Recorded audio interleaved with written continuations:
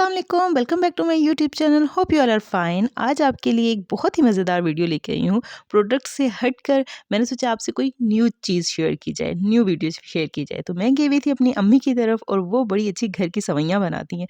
तो मैंने कहा आपको इस चीज़ का व्लॉग बना के दिखाया जाए कि घर में देसी सेवइयाँ कैसे बनाई जाती हैं। और इसी चक्कर में पहली दफ़ा मैंने जाके गूगल पे सर्च किया कि सेवइयों को इंग्लिश में कहते क्या हैं। और पता नहीं मैं इसका सही प्रोनाउंसिएशन करूँगी कि नहीं। वर्मीचेली, वर्मीचेली पहली दफ़ा मुझे पता चला कि सेवइयों को इंग्लिश में वर्मीचेली कहते हैं, ठीक है? और बेसिकली ये देखिए आप जैसा कि देख रहे होंगे ये एक मशीन है, ठीक है? इसको पहले ना फिट करना था, ठीक है? एक चारपाई के साथ। अब हमारे घर तो कोई चारपाई थी नहीं और जो है ना मैं जी मोहल्ले में हमारी आंटी के पास थी, उनके घर गई। मैंने कहा भई आंटी हमें सेवइयाँ बनानी है, आप अपनी चारपाई हमें दे दें। तो उनसे पहले तो जाके पहले मैंने माँगी चारपाई। मैंने कहा चारपाई दें जी, उनसे चारपाई ली और अल्लाह की करनी ऐसी हुई कि उनके घर बच्चे थे, वो बेचारे खुद ही आके छोड़ के चले गए। मुझे बड़ी खुशी हुई, मैंने कहा कितने अच्छे बच्चे हैं ना, पाकिस्तानी कौम वैसे है बड़ी अच्छी हेल्प के मामले में ना। तो सेवइयों वाली जी सेवइयाँ बनाने के लिए सबसे पहले तो चारपाई चाहिए थी, ठीक है? तो चारपाई आ गई, चारपाई आने के बाद इस मशीन को फिट किया गया इसके साथ, ठीक है? और देखने में बड़ी लग रहा था कि बड़ी ईज़ी होंगी बनानी और जो है ना बहुत ईज़ी होंगी, लेकिन काफ़ी टफ़ थी, ठीक है? इसको घुमाना और ये मशीन काफ़ी पुरानी है, मतलब मेरे पैदा होने से पहले की, उससे भी पहले की, इससे भी पहले की, तो मतलब बहुत पुरानी ठीक मशीन थी ये। और जो है ना तो इसको चलाना बड़ा मुश्किल था, ठीक? तो इसके लिए मैं आपको सबसे पहले बता दूँ जिन चीज़ों की ज़रूरत होती है वो ये थी, मेरी जो अम्मी है ना मोस्टली लोग इसको सिंपल जो आटा है ना उसकी भी बनाते हैं, ठीक है? तो मेरी अम्मी इसमें मैदा भी ऐड करती हैं, ठीक है? आटा भी ऐड करती हैं और साथ में सूजी भी ऐड करती हैं, ठीक है? ये तीनों चीज़ें होती हैं। आटा ज़्यादा क्वांटिटी में होता है, सूजी और मैदा जो ना वो थोड़ी-थोड़ी क्वांटिटी में होती है, ठीक है?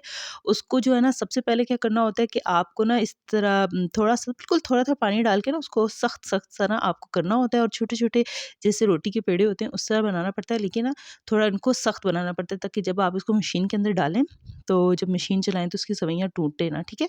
तो इसका जो था ना ये जैसे आप देख रहे हैं नीचे, ठीक है? तो इस मशीन चलती थी फिर इसके अंदर सवैयाँ निकलती थी। सेकंड इसका स्टेप ये होता था कि इन सवैयों को उधर से उतार के फिर किसी भी कपड़े पे आपने उनको ना सुखाना होता था, ठीक है?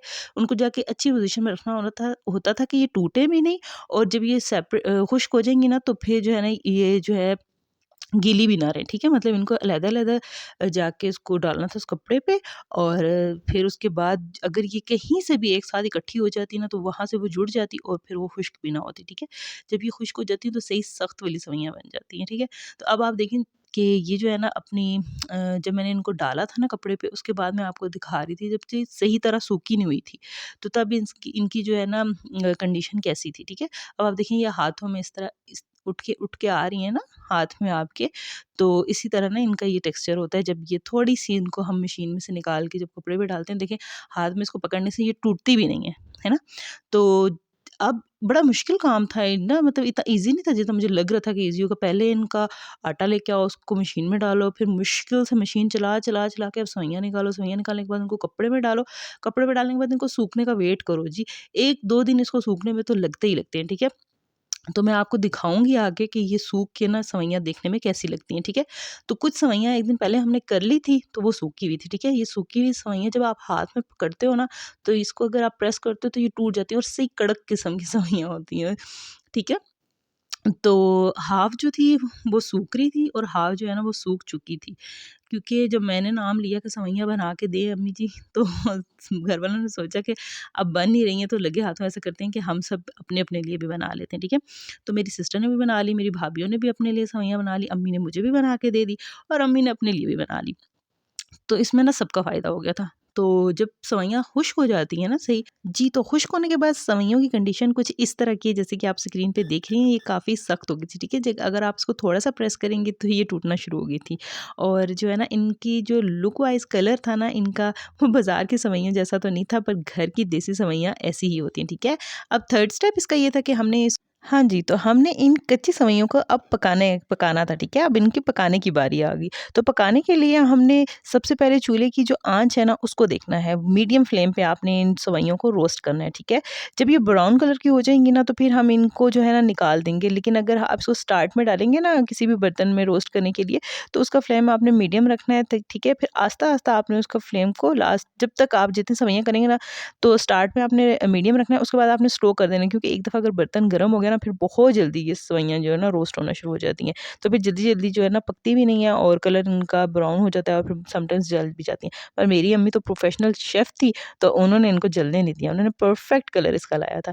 अब बारी आती है सेवइयों को बनाने की। तो इनको बनाने का तरीका ये है कि आपने पानी को गर्म करना है, ठीक है? और उसके अंदर थोड़ा-सा नमक डाल के जब पानी में उबाल आ जाएगा, आपने सेवइयाँ पानी के अंदर डाल देनी है, ठीक है? और जब ये सेवइयाँ गल जाएँगी ना, पक जाएँगी चावलों की तरह जैसे चावल पकते हैं, तो आपने इसको निकाल के, ठीक है? पानी में से निकाल के और फिर इसको दम पे रखना है, ठीक है? और उसके बाद आपने क्या करना है, इसके अंदर देसी घी डाल के, शक्कर डाल के और इनको जो आपने खाना है ना, जो आपको स्वाद आएगा ना, आहा!